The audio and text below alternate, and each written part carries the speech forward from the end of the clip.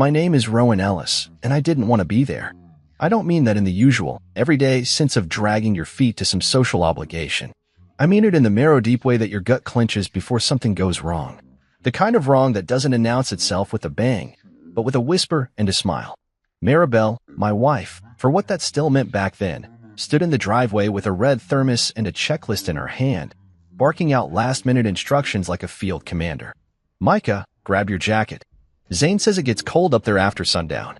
Micah, our 10-year-old son, scampered by with a flashlight nearly half his size.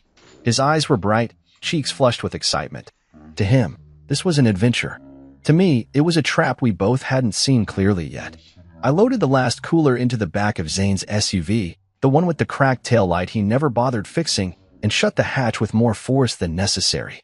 I didn't trust them. I hadn't for a while. Maribel and I were barely talking unless it was about bills or Micah's school. Her layoff only made things worse. She didn't blame the company, she blamed me.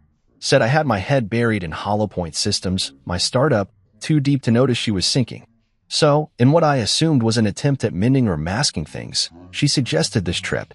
To reconnect, she said, putting a hand on my arm like she remembered how. We all need this. We included her old college friends Sierra and Brooke, plus Zane, her half-brother, who never quite grew out of the frat boy phase. I wanted to say no. I almost did. But then Mike overheard, and his face lit up in that way kids do when they still believe the world is good and fair and full of magic. We're going camping? All of us. What could I say to that? I said yes. The drive was long, winding, and full of empty conversation. Zane led the way in his car, and we followed in ours, stocked with enough supplies for a long weekend in the wild. Micah kept asking if we'd see bears. I told him hopefully not.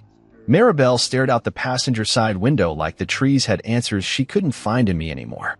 We arrived late afternoon, the kind of golden hour that makes even broken things look whole. Olympic National Park sprawled in every direction with thick green, a world where reception died and silence grew. The cars were parked on a gravel clearing, ringed by towering pines. A shallow river hummed nearby, soft and forgettable. Sierra was already there, setting up her tent with military precision.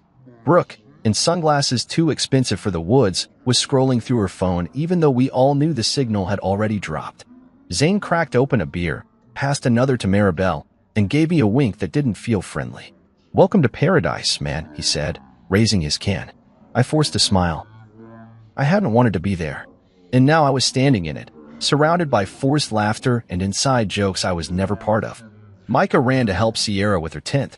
She smiled at him like she hadn't spent the last 3 Christmases avoiding our family. That first night, we sat around a fire Zane built with what he claimed he chopped himself, even though I saw the plastic-wrapped logs in the back of his truck. Maribel sat close to him, too close. Brooke played some terrible pop song from a Bluetooth speaker.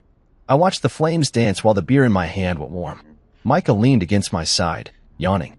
Dad, this is the best, he murmured. I kissed his forehead and told him I was glad he was having fun. He deserved this. I didn't. Later that night, after Micah fell asleep in our tent, I stood outside under a sky too clear to lie beneath. I looked at the shapes moving near the fire, Zane whispering something into Maribel's ear, her laughing and swatting his arm. Sierra watching. Brooke slipping off into the trees to take a phone call that wouldn't go through. It was all wrong.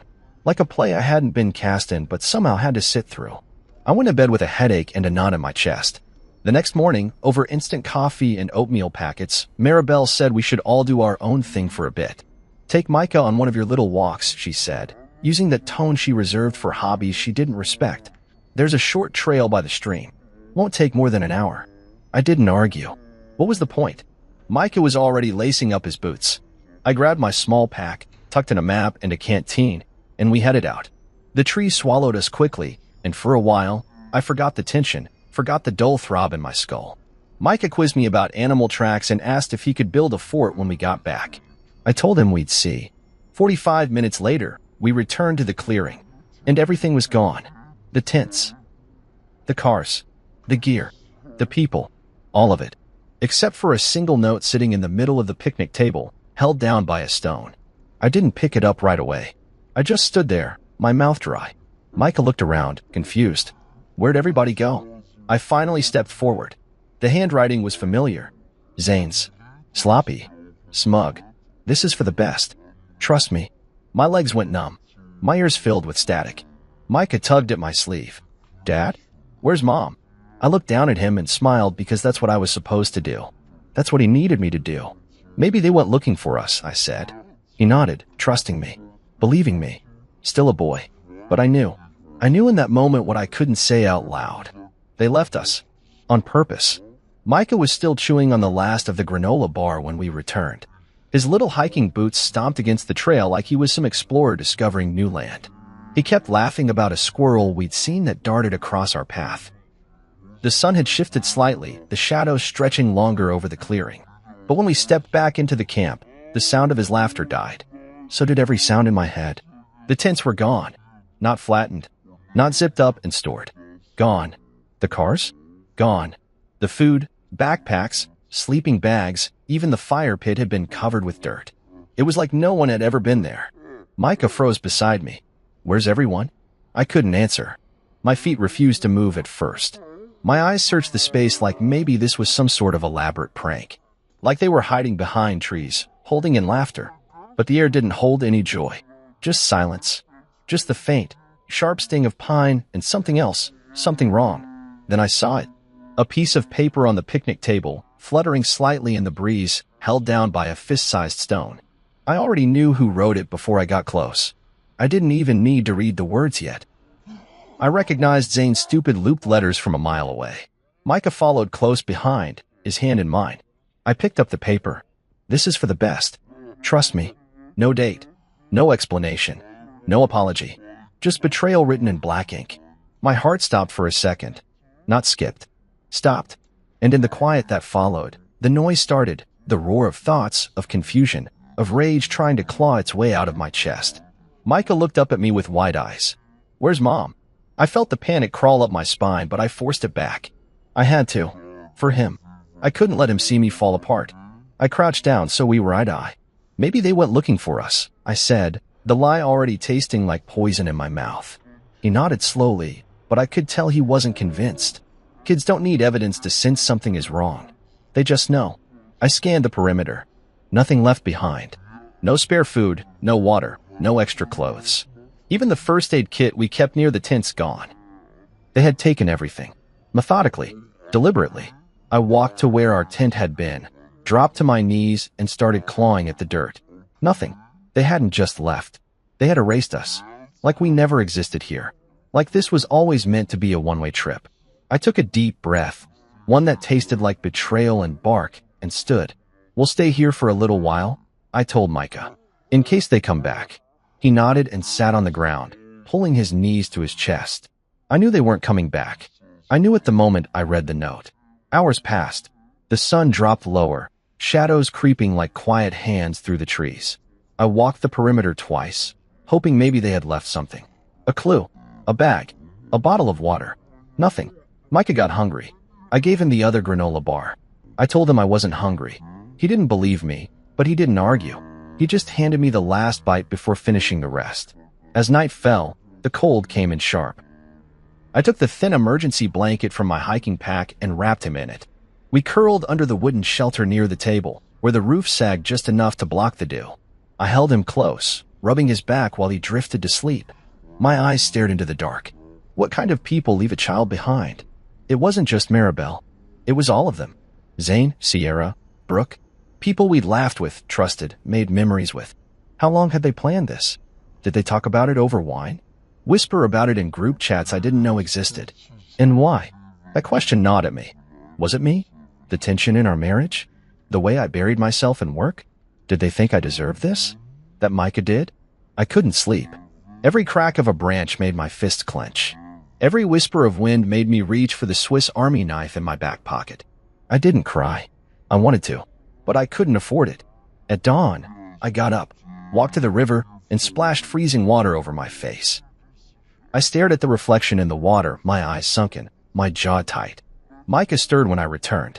Are they back yet? Not yet, I said. I knelt and helped him to his feet. We had to move. We couldn't stay there, hoping. I knew hope was a trap. What we needed was distance, options, and a plan. I gathered what little we had, the knife, the map, the empty canteen, a small flashlight, and packed it into my hiking bag.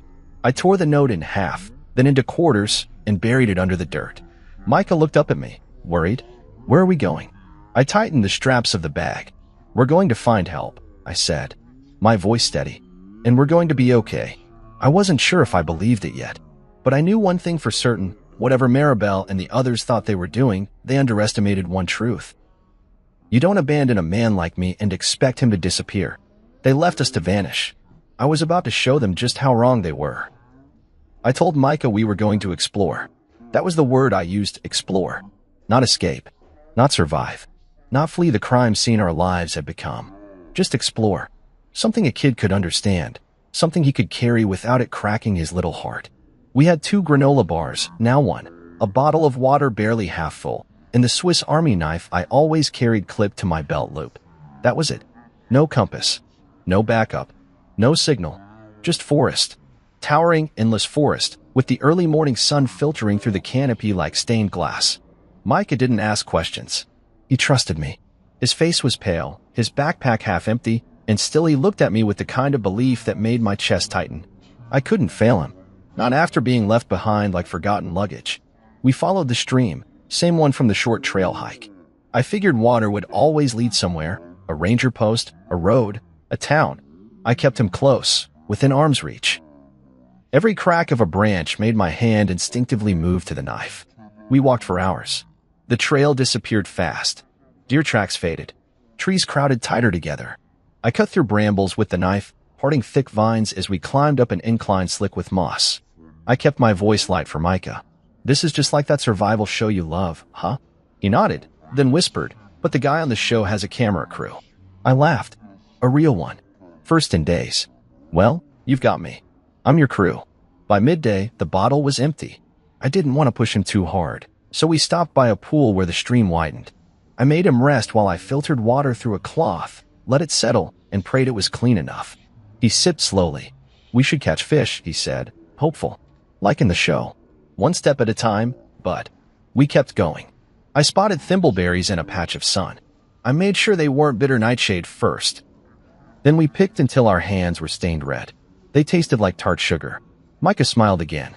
That night, we stopped by a break in the woods where a cluster of flat rocks surrounded a patch of dry moss. I gathered bark, dead branches, and soft pine needles. I scraped the knife against a rock for what felt like hours until the spark caught. When the fire finally flickered to life, Micah clapped. I let him believe it was magic. "See? We're gonna be fine," I said. We shared the last granola bar. I gave him the bigger half. He handed me a bite anyway. "Dad, do you think Mom got lost too?" I stared at the fire too long before answering. "I think Mom made a mistake. But right now, we're going to be okay because we have each other." He nodded. He understood more than I wanted him to. He curled up beside me, wrapped in the emergency blanket again. The stars above looked fake, like someone punched pinholes in a black sheet. I stayed awake long after his breathing steadied. Every sound felt like a threat. Every rustle was a bear or worse. But what really gnawed at me wasn't outside the firelight. It was the question of why. Why would she leave? Why would Zane, Sierra, Brooke, people who'd held my son, celebrated birthdays with us, toasted to anniversaries, plot something so precise, so heartless? It wasn't a spur-of-the-moment betrayal. This was planned. Every tent folded, every car started, every trace of us removed. This was orchestrated. And then there was the note. "This is for the best. Trust me. Trust me." The words boiled under my skin. Zane, with his condescending smirk and lazy charm. He was the kind of man who thought the world owed him something for surviving it. He always hated that I did well. That I built Hollow Point from my garage and turned it into something that mattered. Maybe he thought he was doing me a favor by disappearing me. Screw that. The next morning, Micah woke up shivering. I gave him the rest of the berries and a few sips of our filtered water. We moved slowly. His feet were sore, but he didn't complain. I made him a walking stick out of a branch, showed him how to balance on it. "You're a real outdoorsman now," I said. He grinned, proud. We kept near the stream. I figured it had to lead us out eventually. Around noon, we found a patch of wild onions. I dug some out with the knife, rinsed them in the water, and chewed slowly. Sharp, bitter, but it filled the hollow. Micah spit his out. "Tastes like feet." "That means it's working," I said, laughing. We made camp near a rock wall that night. The wind was louder there, the kind that whistles warnings. I built another fire, smaller this time. I noticed Micah wasn't eating as much. Tired? I asked. He nodded, then lay down early. His eyes closed fast, but I could see the heat rising off his forehead. I pressed my palm to it. Too hot. I dug through the pack and pulled out the small Ziploc of dandelion root I'd gathered earlier, not really expecting to use it. I crushed it, poured water over it, and boiled it in a dented tin cup. The tea was bitter and dark. I raised his head and helped him sip. You're gonna feel better soon, Micah. I promise. He murmured something in his sleep. A name. Mom. I turned away, blinked back the rage. I stayed up again. Firelight dancing. My hands clenched around the knife. We were going to survive. Not because we were lucky. Not because I had some divine plan. But because I was going to will us through it. Because someone needed to answer for this. Because I needed to walk back into civilization with my son beside me alive. So they would know exactly who they failed to kill. And what they had unleashed instead. By the third day, I was beginning to understand just how cruel the wild could be. It didn't hate you. It didn't love you. It simply didn't care if you lived or died.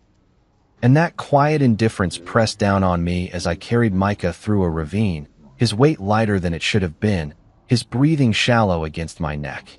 He had stopped talking sometime late the night before, his voice barely more than a whisper even when he tried. His skin was burning up. We had been surviving on thimbleberries, wild onions, and stream water boiled over shallow fires. I'd even managed to catch a frog once, roasting it on a stick for protein. But it wasn't enough. Micah was small for his age, and this was taking a toll. I told myself it was just fatigue, just hunger. But when he started mumbling in his sleep, feverish and incoherent, I knew it was more than that. We reached a patch of flat ground, and I laid him down gently in a bed of ferns. His face was flushed, beads of sweat forming along his hairline despite the cool mountain air. He shivered, then curled up like he was trying to disappear into himself. I sat beside him, hands trembling, and rummaged through our pack. Nothing helpful. No medicine. No antiseptic. No gauze. I only had what nature could offer, and that terrified me. I remembered an old survival guide I read years ago. Dandelion root could help reduce fever. I had gathered some days earlier and used it sparingly. I chewed a bit now, swallowing the bitterness, then crushed the rest into a tin cup with stream water and set it over a fire I coaxed from damp bark and dry grass. The smoke curled up slowly, lazily, like it had all the time in the world. Micah stirred and called out, barely audible, "Mom." The word was like a knife. I wanted to rage, to scream her name into the trees, to ask how she could do this, how she could leave her own child behind without a second thought. But I didn't. I couldn't afford that luxury. He needed calm. He needed strength. He needed me. I helped him sip the tea when it cooled, holding the cup steady as his hands trembled. He coughed once, then closed his eyes again. His breathing slowed, and for a moment I thought he was slipping further away. I grabbed his hand. It was too hot. "You're okay, Micah," I whispered, trying to make myself believe it. "You're strong, just like your mom used to say." I hated that I said it, but he needed something familiar to hold on to. He didn't respond, just lay there, curled up beneath the ferns, his face a picture of fragile sleep. I sat beside him all night. I didn't doze. I didn't blink for long. I just watched him breathe. Every time his chest moved, a tiny weight lifted. Every time it paused, I leaned in with terror clenching my heart. I prayed, not the kind of prayer you say in church, all memorized and clean. No, this was raw, ugly, wordless, a bargain with whatever force might be listening. I hadn't spoken to God in years. But that night, I begged. I promised. I swore if Micah made it, I would become the man he deserved. And I swore I would make the people who did this pay.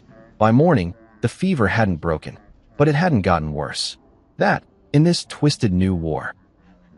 Micah opened his eyes mid-morning. They were glassy, but he focused. "Water," he croaked. I gave him what I had. He drank slowly. "Are we still exploring?" he asked. It almost broke me. I nodded. "Yeah, buddy. Still exploring. Just taking a little rest." He nodded and closed his eyes again. I could tell he wanted to believe me, and maybe he did. Kids have to. That's how they survive the hard parts of the world. I cleaned him up as best I could, wiped his forehead with the edge of my shirt, now damp from stream water. I even tried to make a little shade tint with branches and my jacket. That day moved slowly. The fire kept dying. The wind picked up. I stayed close to Micah, gathering more berries, rationing water. By late afternoon, his fever finally began to drop. He was sweating less, his skin cooler. I didn't cheer. I just exhaled. I leaned back against a tree, the bark rough against my back, and for the first time in days, I allowed myself to cry. Not loud. Not for long. Just enough to let the weight shift slightly off my chest. Silent tears for a man who had lost everything but the one thing that still made him human. I didn't sleep that night either, but I did close my eyes for a while, just listening to him breathe. And sometime before dawn, I felt it. Something inside me had changed. It wasn't rage. I'd had that already. It wasn't grief. That too had come and gone in waves. No, this was colder. Heavier. Like steel. I would get us out. And when I did, I wasn't going to simply call the police. I wasn't going to scream at them or plead for justice. I was going to dismantle their lives. Piece by piece. They didn't just abandon me. They abandoned Micah. Chapter. And that was unforgivable. I looked at my son curled beside the firelight, still wrapped in that silver blanket, and I made a vow to the trees, the wind, and whatever God had listened to me in the dark. They wanted me dead, but I was more alive now than I'd ever been. Day 6 began with the silence of decision. Micah was finally resting better, the fever having passed, but he was still weak. His cheeks were hollow, eyes sunken with exhaustion. I gave him water and the last of the spruce tips we had saved, and for the first time in days, he looked up at me without the glaze of illness in his gaze. "Where are we going today, Dad?" he asked, his voice still raspy but stronger. "Somewhere better," I said. And I meant it. The ridge we had camped near the night before sloped upward into a range of hills. I'd spent the last few days studying the landscape with the old trail map I found buried under the seat of my pack. It was frayed, almost useless, but I could make out the basic features. Streams, elevations, symbols for cabins and ranger stations. We weren't where we started anymore. I was sure of that. But if I read the terrain right, the smoke I had seen the evening before was a fire tower or possibly an old ranger lookout. If it was active, it meant rescue. If it wasn't, it was still shelter. Either way, it was hope. Micah tried to stand on his own but winced. His right leg had been bothering him since the hike on day 2. He never complained, not once, but I could see the way he shifted his weight, the grimace he thought I didn't notice. I took off my belt and looped it through the straps of his pack and mine, fashioning a makeshift sling around his shoulders and waist so I could carry some of his weight. It wasn't perfect, but it was enough to get him moving. We climbed slowly. The incline was steep, littered with fallen branches and patches of loose rock. My boots slipped more than once, but I caught myself. I had to. I couldn't fall with him depending on me. He was silent for most of the climb, saving his breath. Every so often, I heard a quiet, "You okay, Dad?" "Yeah," I'd grunt back. "You?" "Yeah." We reached a small ledge by midday and paused.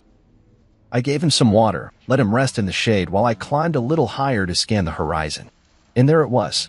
Smoke. A thin gray column rising over the ridge to the north. Controlled, steady. Not wild like a fire, but purposeful. A signal. A camp. Maybe even a tower. I felt my knees weaken, but not from fear. We were close. I slid back down to Micah and smiled. "See that smoke up there?" He nodded slowly. "We're going there." He leaned against me, and I could feel the relief in his small frame. We pressed on. The climb was brutal. My legs screamed. My lungs burned. My hands were torn from grasping branches, scraping bark, lifting Micah every time the terrain got too steep. I never let go. Not once. At one point, the sling came undone and I slipped, landing hard on my side. My ribs protested. I bit down on the inside of my cheek and forced myself up. Micah was crying quietly. "I'm okay," I said, brushing myself off, breathing through the pain. "You're bleeding," he said, pointing to my elbow. "Just a scratch. We've come too far to stop now." The final stretch was the worst. A narrow path over jagged rock. One wrong step and we'd tumble into the ravine below. I told Micah to hold my shoulders tight. I took each step slow, one foot in front of the other, until we crested the hill. And then I saw it. A silver glint in the trees. Metal. A tower. It stood half-shrouded in evergreens, a fire lookout with aluminum siding and a faded red roof. Smoke curled from a chimney pipe. There was life here, or at least a chance of it. I almost collapsed from the sight. "That's it," I said. "That's where we're going." We descended the final slope slowly. The forest grew quieter, like even it was watching. I knocked on the door with trembling hands, shouting. No answer. I circled the base and found a hatch to a staircase leading up. I hoisted Micah onto my back and climbed. At the top, the door creaked open with a groan. Empty, but not abandoned. Inside, a cot, a shelf with cans, beans, almonds, soup, a first aid kit, a flare gun. I nearly dropped to my knees. This was salvation. I laid Micah on the cot. He looked up at me with tired eyes. We made it, he whispered. I gave him almonds and water. Then I tended to his foot with iodine and gauze. He winced, but didn't cry. That night, I used the flare gun. I stood on the platform, pointed it to the sky, and fired. The flare hissed upward, blooming into a red flower of hope against the darkening sky. I watched it fade and waited. 30 minutes later, I heard it. The sound of rotor blades slicing through the silence. A helicopter. It emerged from behind the ridge, dipping low over the treetops. A spotlight cut through the branches, scanning. I waved both arms, shouted until my throat went raw. They saw us. The bird hovered, then descended slowly, kicking up dust and pine needles. A medic jumped out, ran to the tower, and pulled Micah into their arms. I followed, limping, dizzy. I don't remember being lifted into the chopper. I just remember Micah reaching for me, his small hand finding mine, and then black. When I woke up, I was in a hospital room. For in my arm, heart monitor beeping. Micah was asleep beside me, clean, warm, safe. I didn't know how many days had passed. A nurse came in. She called the doctor. But it wasn't the doctor who arrived first. It was a man in a dark suit, holding a badge. FBI. Mr. Ellis, he said. Do you know your wife filed for your death last week? I stared at him, the words not making sense. She what? He nodded slowly. We need to talk. And that was the moment I knew. They hadn't just abandoned us. They had tried to erase us. The hospital bed creaked beneath me as I tried to sit upright. My body felt like it belonged to someone else, stiff, bruised, hollowed out from the inside. But none of that mattered. Not now. Not after what the agent had just told me. My wife had filed for my death. Not missing. Not endangered. Dead. And not just mine, Micah's too. The man in the dark suit stood at the edge of the room, his arms crossed, badge clipped to his belt. His name was Agent Cole Monroe, and he had a folder under his arm that looked too thick to mean anything good. We received the insurance claim last Wednesday, he said. Your wife submitted it through an attorney. Claimed you went missing on a hike due to stress and mental instability. Said you took your son with you after a series of emotional outbursts. I wanted to laugh, but my throat was too dry. There were letters attached to the claim, he continued, opening the folder. Signed notes, supposedly from you. A will. Even a psychiatric report from a Dr. Wilkes. He dropped the copies on the tray table. They claimed you had a mental break, that you wandered off into the woods to die. I stared at the pages. I didn't need to read them to know they were fake. But there, in shaky cursive that looked almost like mine, were words I had never written. They thought we wouldn't find you, Cole said. They thought you wouldn't survive. My eyes shifted to Micah. He was still asleep in the chair beside me, wrapped in a hospital blanket and four in his arm. His face looked peaceful, but the thought of him listed as deceased in some government database made my blood run cold. How much? I asked. Cole raised an eyebrow. The insurance, I clarified. How much were we worth to her?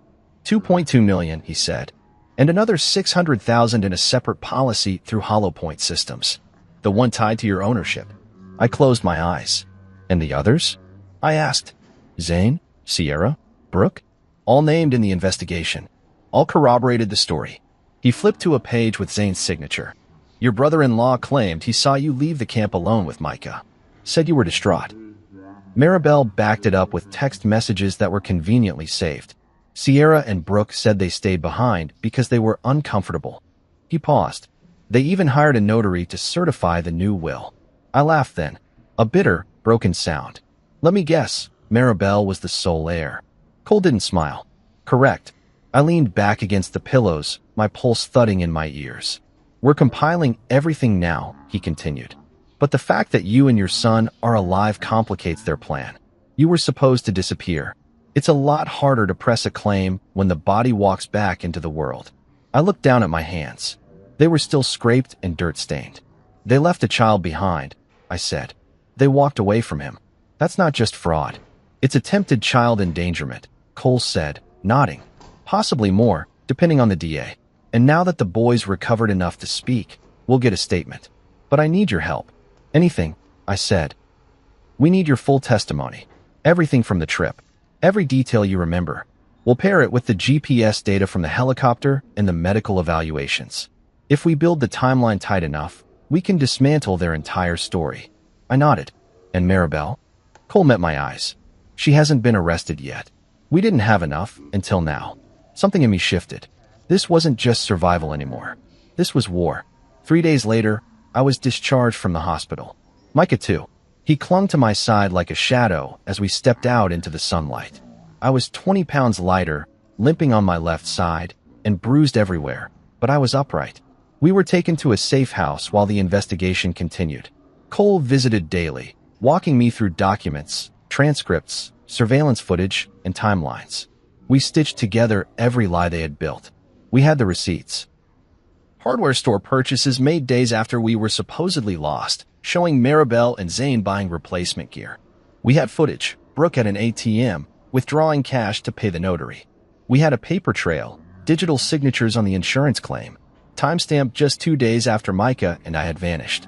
And we had the bombshell, Micah's voice, calm but clear, telling the child psychologist that he and Daddy went on a short walk and came back to an empty campsite. When Cole heard the recording, he said, "That's it. That's what we needed." I asked one question. "When do we bring them in?" He looked at his watch. "We already are." That afternoon, they executed the warrants. Zane was picked up from a gym downtown. Sierra was cornered in her classroom. She taught 4th grade. God help those kids. Brooke was pulled off a red-eye flight to Vegas. And Maribel? She was at brunch, wearing my mother's earrings, laughing. Cole showed me the footage later. She didn't even flinch when they read the charges. Just calmly placed her mimosa on the table and asked if she needed to finish paying the bill. "You're under arrest for insurance fraud, conspiracy to commit fraud, attempted child endangerment, and falsifying legal documents," the agent had said. "I understand," she replied, like they were discussing a parking ticket. When she saw the cameras outside, though, her face changed. That was the moment it hit her. I was alive, and I was coming for everything. I stood outside the courtroom in a navy suit that barely fit anymore, the fabric looser than it should have been, my reflection in the courthouse window looking unfamiliar. Micah was with my sister inside, reading a comic book quietly on one of the benches. He didn't need to hear any of this. He'd lived through enough already. Inside the courtroom, my wife sat surrounded by the very people she once swore were just old friends. Zane, with his arms crossed like he owned the room. Sierra in her charcoal blazer and dark sunglasses like this was some sort of fashion show. Brooke chewing gum, disinterested as ever. And Maribel, my wife, sitting front and center like this was a job interview and not a reckoning. She didn't look at me when I walked in. None of them did. My lawyer, Marcy Lynn, dropped a thick folder in front of the judge with a sound that made the room flinch. "Your Honor," she began, "what you are about to review isn't simply evidence of a forged will or a fraudulent insurance claim. It is evidence of a coordinated attempt to profit from the staged disappearance and presumed death of my client and his 10-year-old son." The judge, an older man with a lined face and heavy eyes, nodded. "Proceed." Marcy opened the folder. First came the surveillance photos. Maribel and Zane at the hardware store, buying rope, tarps, water jugs, and trail supplies, 2 days after Micah and I had gone missing. Then came the receipts, gas station logs, credit card swipes, timestamps that didn't align with their original statements. After that, the audio. A voicemail Maribel had left on Sierra's phone a day before the camping trip. "Make sure the gear is packed in Zane's car. Rowan's gonna take the bait." Micah too. The courtroom was silent. Not a cough. Not a whisper. The judge leaned forward. "Play that again." Marcy did. And this time, it landed harder. Then came the forged psychiatric letters, supposedly written by a Dr. Wilkes, claiming I'd shown signs of emotional breakdown, paranoia, instability. The judge narrowed his eyes. "We've subpoenaed Dr. Wilkes. He confirmed he's never met my client. His signature was copied from an unrelated document, and the license number listed is for a pediatrician in another state." Maribel shifted in her seat for the first time. Zane stopped tapping his foot. Marcy wasn't done. She handed over the signed will that claimed I had revised my estate 6 days before the trip, leaving everything to Maribel. And the notary? The judge asked. She's here, Your Honor, Marcy said. A woman in her early 50s took the stand. Her voice shook at first, but steadied quickly. I was paid under the table to stamp the document. I never witnessed a signature. I never met Rowan Ellis.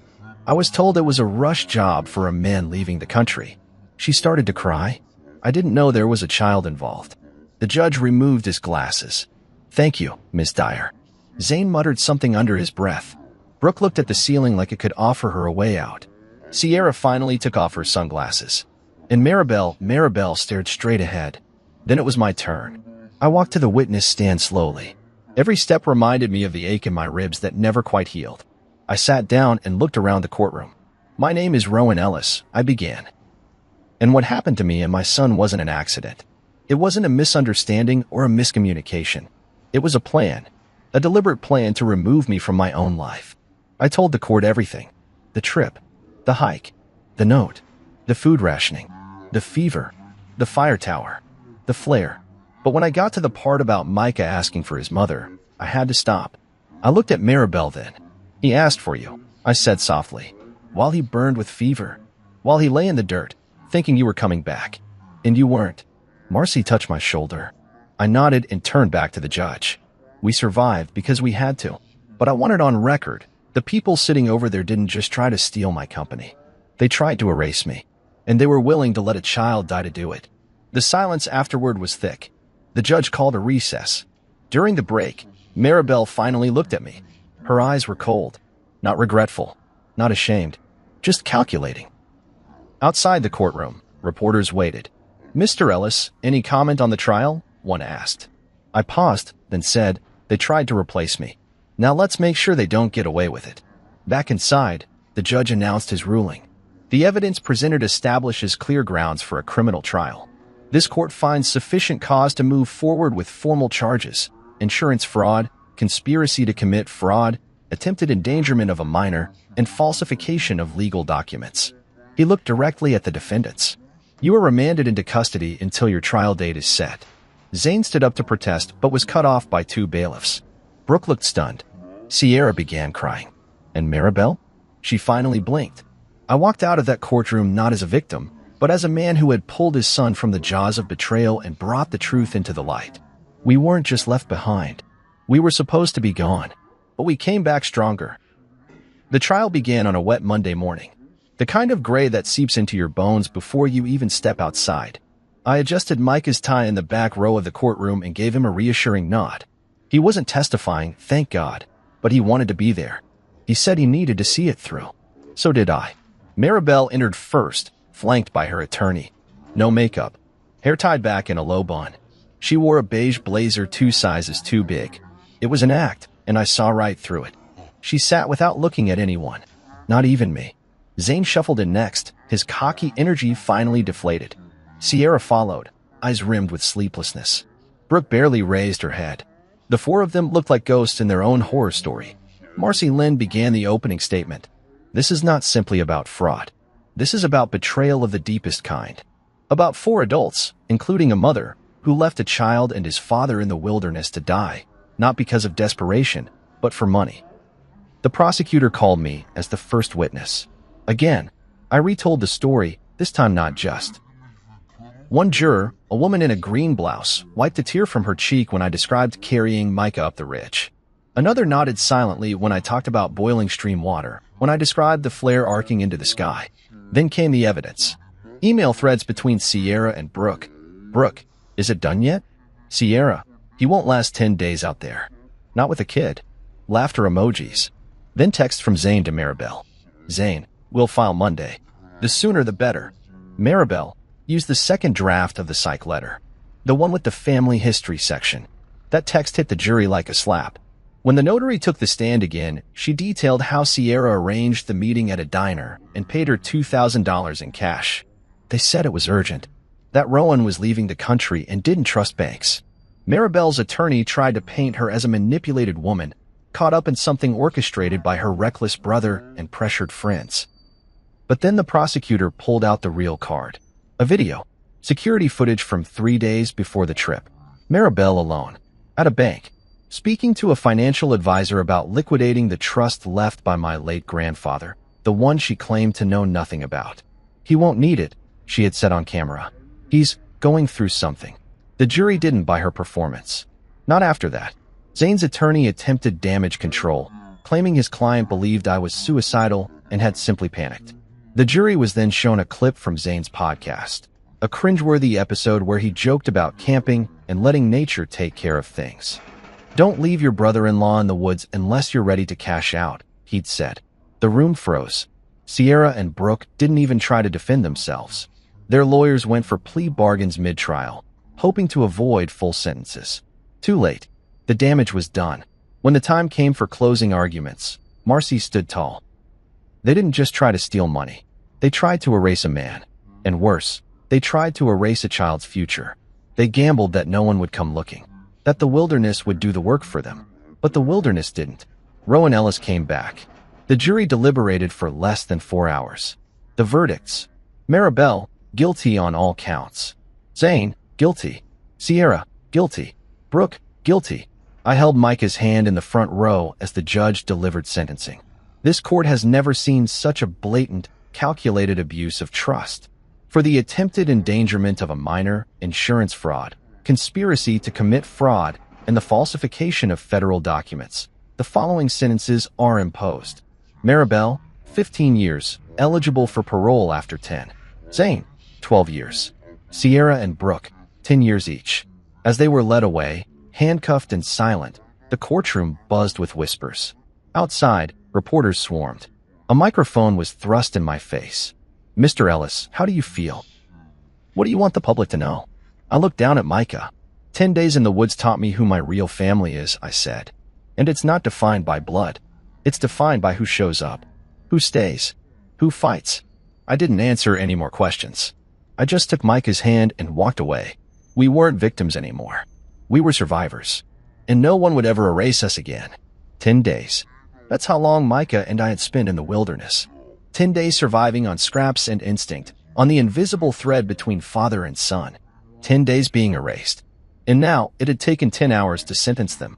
10 days of pain for 10 years behind bars. The headlines rolled in fast. Mother sentenced in fraud plot against husband and son. Ellis family betrayal uncovered in wilderness survival case.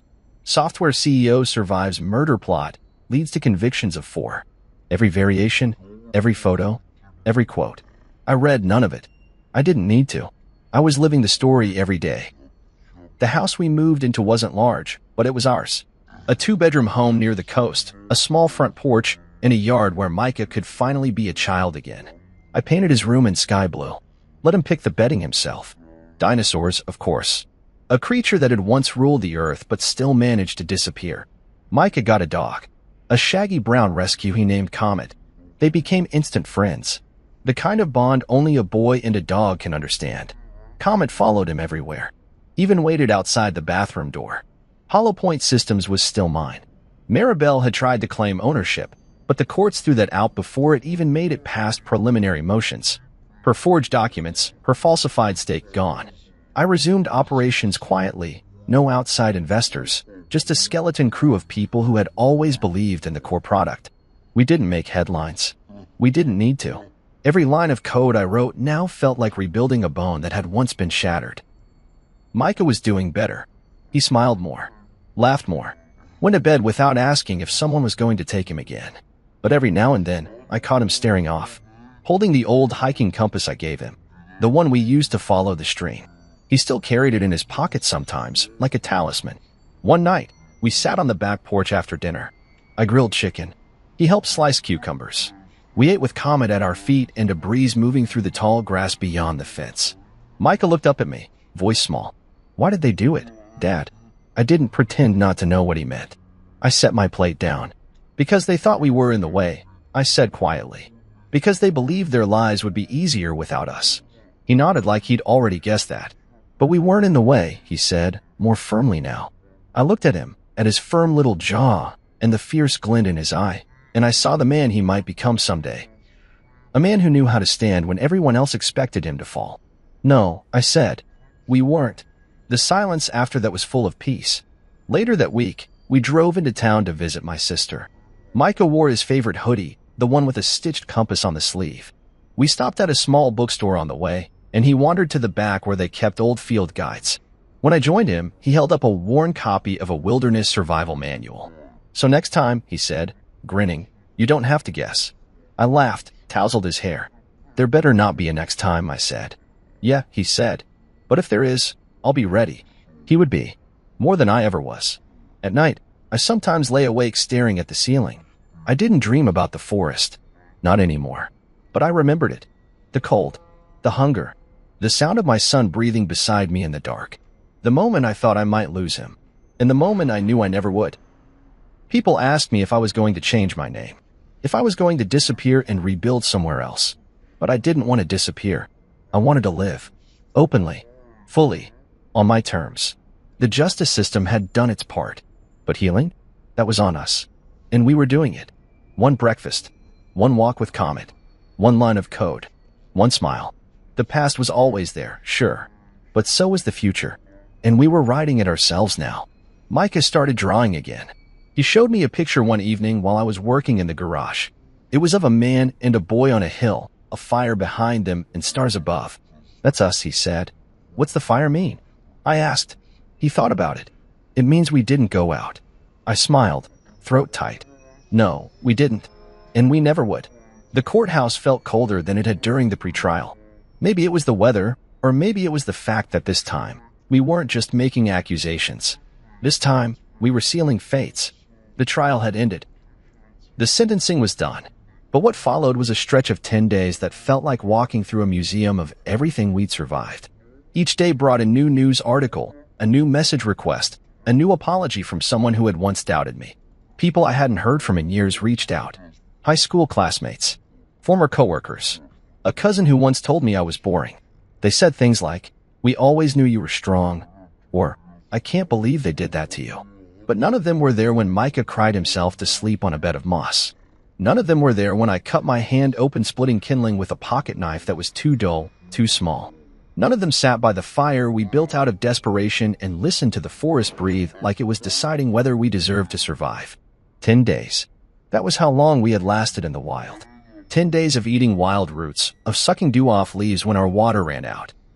10 days of carrying my son on my back when his fever made him too weak to walk. 10 days of staring into the dark, waiting for some sound, some movement. That would mean either death or rescue. And now, 10 days of the world trying to wrap it all up with a bow. 10 days of press conferences, of victim statements, of being called resilient like it was some compliment instead of a scar. 10 days of not sleeping because the nightmares still came like thunder rolling just out of reach. Micah handled it better than I did. Or maybe he was just more honest about it. He asked questions. Lots of them. Questions I didn't always know how to answer.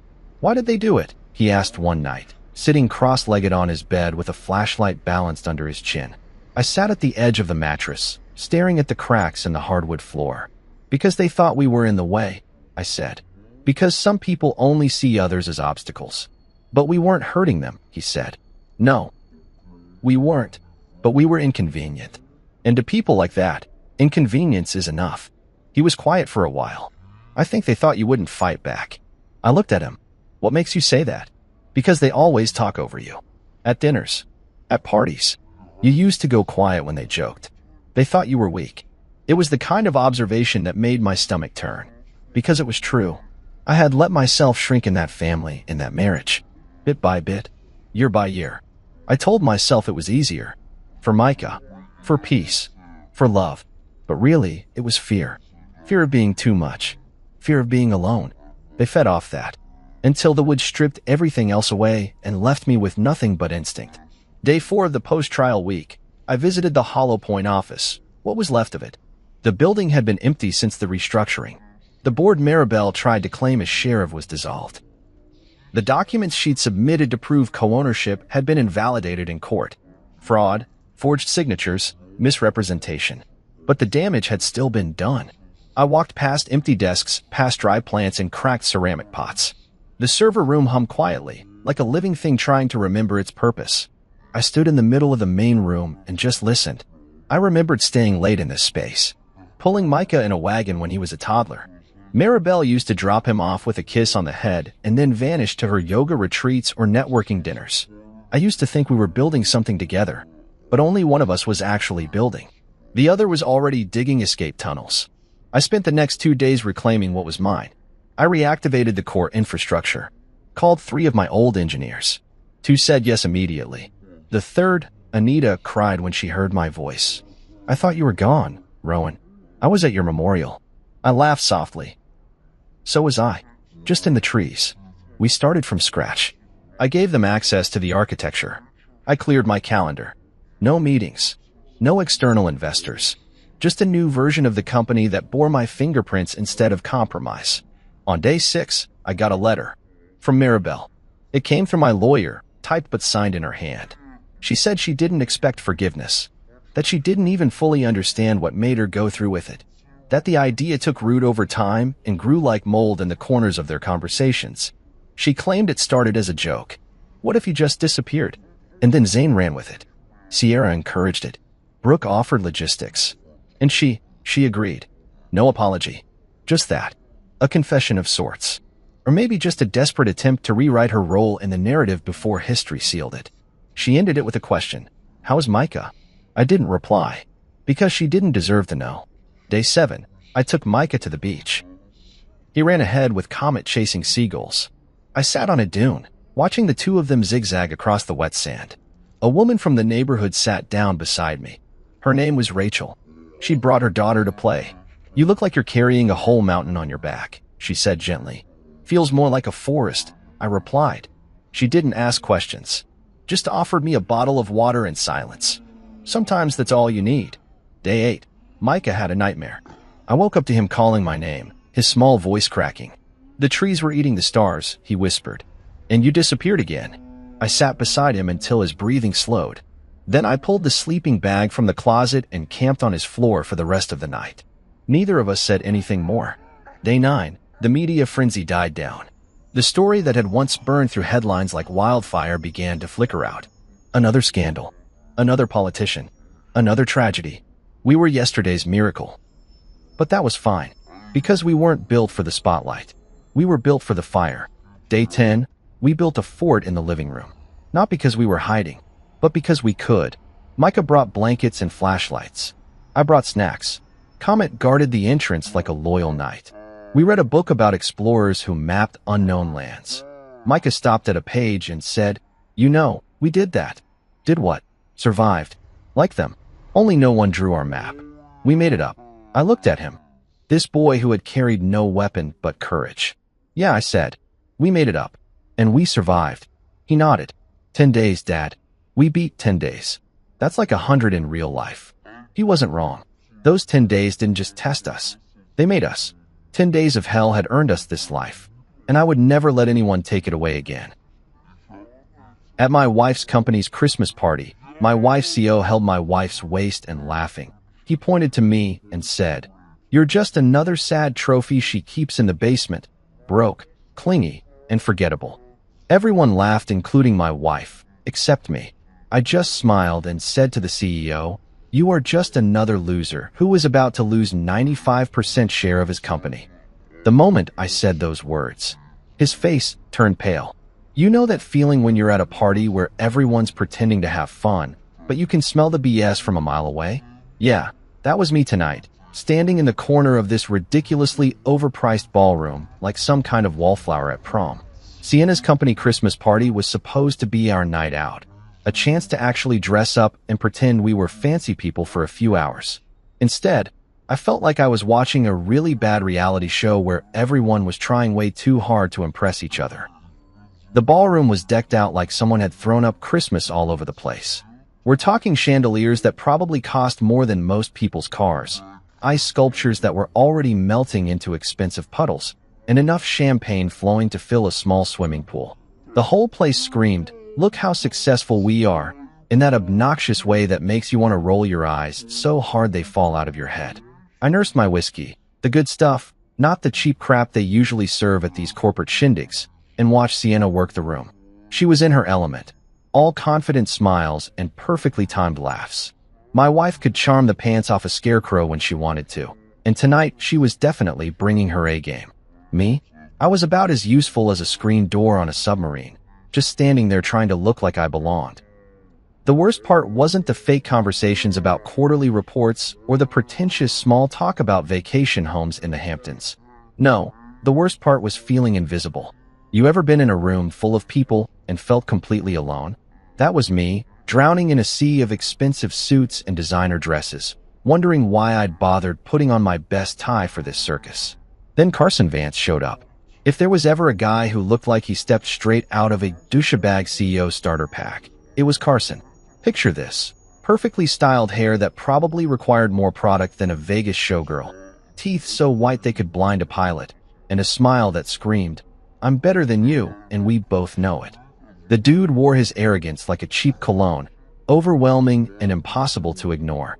I watched him glide across the room like he owned the place, which, technically, he did. Stratos Tech was his baby, his golden goose, his ticket to the kind of wealth that lets you buy politicians for fun. He glad-handed his way through the crowd, dropping names and making promises he probably had no intention of keeping. When he reached Sienna, something inside my chest tightened. Not jealousy, exactly. More like that feeling you get when you see a car accident about to happen in slow motion. He slipped his arm around her waist with the casual confidence of a guy who'd never been told no in his entire privileged life.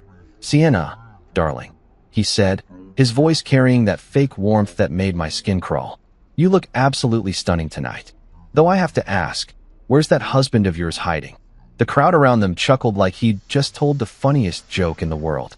Sienna's laugh was bright and musical, the same one that used to make my heart skip a beat when we were dating. Now it just felt like nails on a chalkboard. "Oh, Julian's around here somewhere," she said, her eyes scanning the room until they found me. For a split second, I thought I saw something apologetic in her expression. Then Carson followed her gaze, and his grin turned predatory. "Ah, there he is," Carson announced, his voice booming across the ballroom like he was calling out the winner of some twisted game show. "Ladies and gentlemen, may I present Julian Cross, the man who's mastered the art of being professionally unemployed." The laughter that followed hit me like a slap to the face. These people, Sienna's colleagues, her friends, people I'd smiled at and made small talk with for years, were eating it up like it was the entertainment portion of the evening. But Carson wasn't done. Oh no, he was just getting warmed up. He tightened his grip on Sienna's waist, pulling her closer like she was some kind of prize he'd won at a county fair. "You know what Julian is," he continued, his voice dripping with mock affection. "He's Sienna's little basement trophy. You know, the kind of guy who stays home, watches TV, and lives off his successful wife's hard work. Broke, clingy, and completely forgettable." The room erupted. People were practically falling over themselves laughing. Some woman in a sequin dress actually snorted champagne through her nose. Even the waiters were trying to hide their grins behind their trays. And then there was Sienna, my wife, the woman who'd promised to love and honor me, who'd sworn to have my back through thick and thin, threw her head back and laughed like Carson had just delivered the punchline of the century. Her laughter was the loudest of all, bright and clear and absolutely devastating. The room spun a little, not from the whiskey. I'd only had one drink, but from the sheer, crushing weight of betrayal. These people didn't know me. They didn't know what I'd done, what I'd built, what I'd sacrificed. But Sienna did. Or at least, she should have. The laughter started to die down, and Carson basked in the attention like a sunflower turning toward the light. He was probably already planning his next zinger, ready to milk this moment for all it was worth. That's when I decided I'd heard enough. I set my glass down on the nearest table. Crystal, of course, because Carson wouldn't know class if it bit him on his surgically enhanced ass, and walked toward the center of the room. The crowd parted like the Red Sea, their laughter fading into confused murmurs. Carson's grin faltered when he saw me approaching. Good. I wanted him off balance. I stopped directly in front of him, close enough that I could smell his expensive cologne and the desperation underneath it.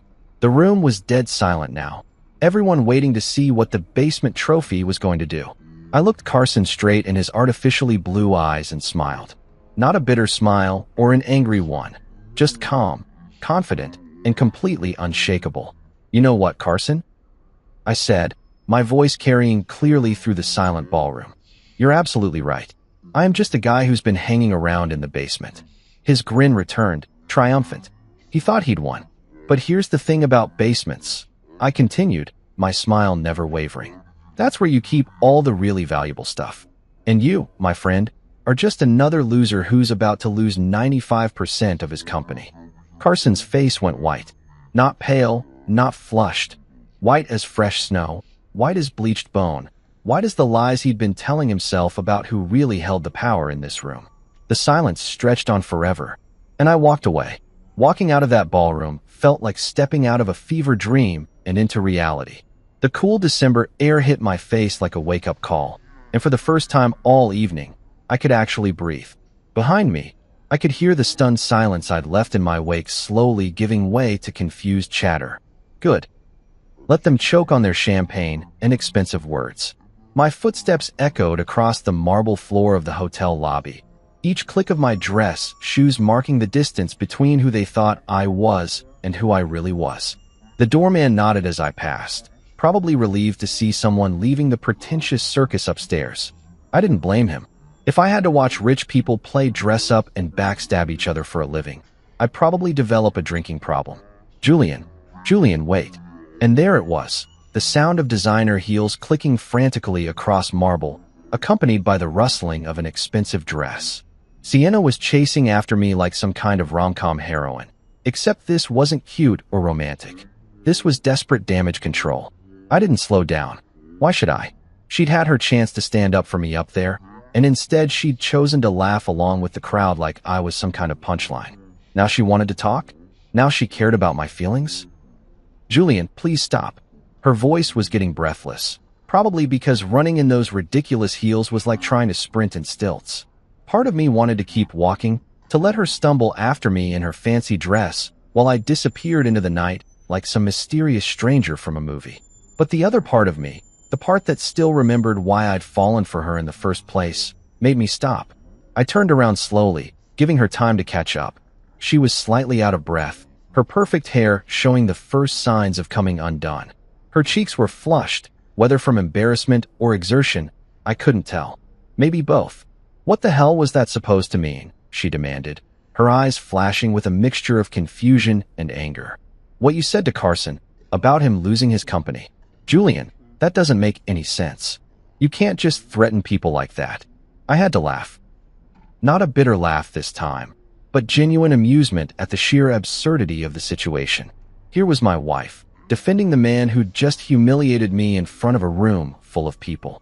The same man who'd called me a broke, clingy basement trophy while she laughed along. Threaten him, I said, shaking my head. Sienna, that wasn't a threat. That was a promise. She stared at me like I'd just told her I was secretly an alien from Mars. Julian, you're scaring me. You're talking crazy. Carson owns Stratos Tech. He built that company from the ground up. You can't just... Can't what? I interrupted, my voice staying perfectly calm despite the storm brewing inside my chest. Can't tell the truth? Can't defend myself when your boss decides to turn me into his personal punching bag for the evening's entertainment? That's not what happened, she protested, but her voice lacked conviction. We both knew exactly what had happened up there. Really? I stepped closer, close enough that she had to tilt her head back to look at me.